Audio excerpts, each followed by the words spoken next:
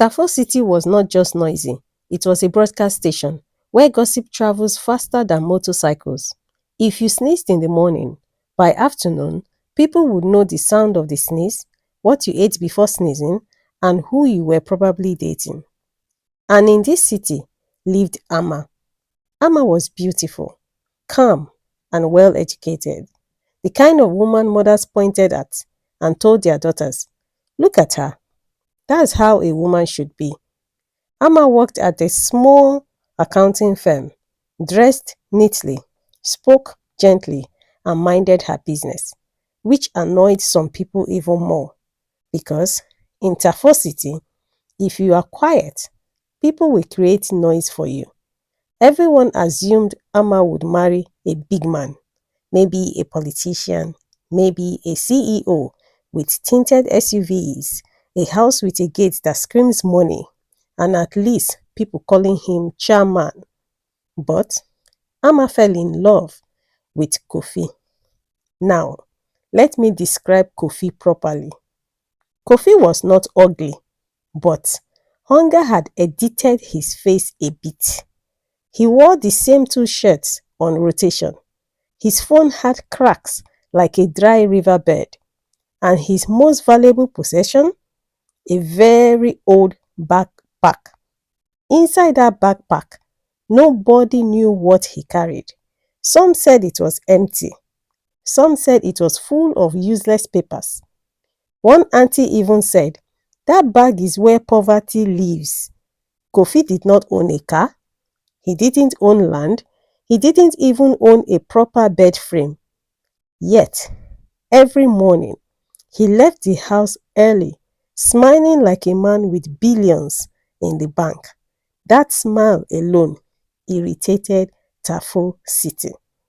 The day Amma announced she was getting married to Kofi, the city almost fainted.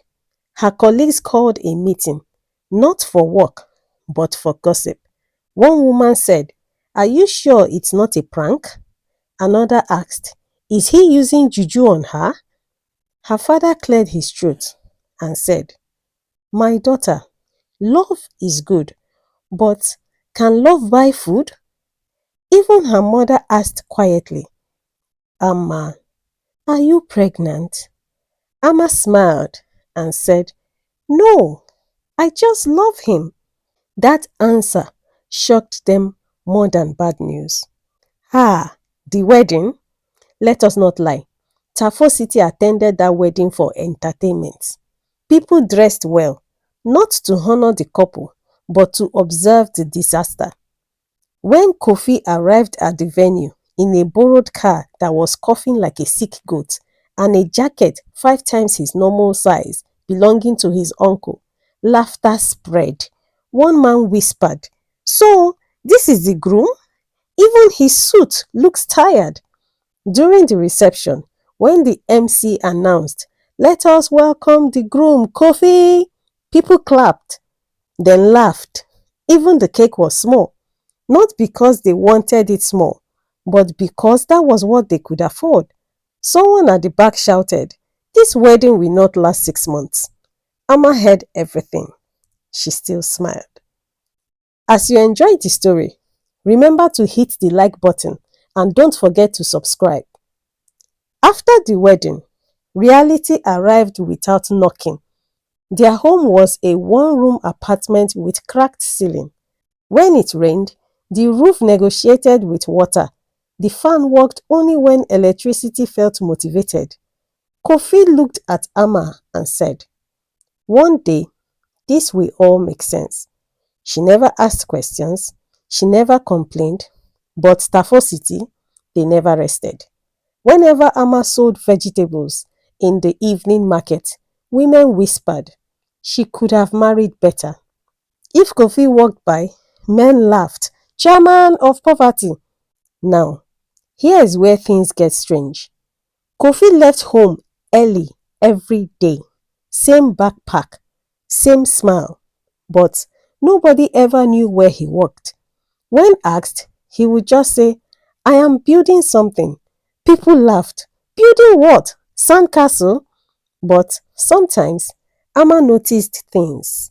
foreign phone calls, documents with strange logos, late nights on the computer when there was electricity. Still, she asked nothing. 5 years passed. The laughter reduced, not because Kofi was rich, no, but because he was unchanged, still calm, still smiling, still patient. And that scared people because usually poverty breaks men, but Kofi, he looked focused. Then, one morning, Tafo City heard a sound it had never heard before. Sirens, motorcades, helicopter noise, black SUVs entered the city like a movie scene. Police blocked roads. People screamed, "Is the president coming? Is it a celebrity?" The convoy stopped at an empty piece of land no one cared about. A massive building stood there, newly finished. Then a banner dropped. Kofi Group International. The crowd froze, doors opened, and out stepped Kofi. Same man, different look. Reporters rushed him. They asked, "Sir, you are now one of the wealthiest investors in West Africa. Where did you start?" Kofi smiled. "I started from a one-room apartment with a patient wife." Amma walked forward. People bowed. The same mouth that mocked her wedding could not speak. The woman who called it a charity event whispered, "Madam, forgive us." Kofi looked around and said, "Some of you laughed at my beginning. Today, you are confused at my result." Kofi held Amma's hand and said, "Never laugh at someone who has nothing today, because you don't know what they are quietly building tomorrow." Tafo City learned that lesson painfully. Moral of the story: vision is silent until it speaks loudly. Never mock someone's beginning. Remember, whoever mocks poor people insults their creator. Gloating over misfortune is a punishable crime. Like, share, subscribe, and turn on the bell notification for more illustrations of inspiring African stories.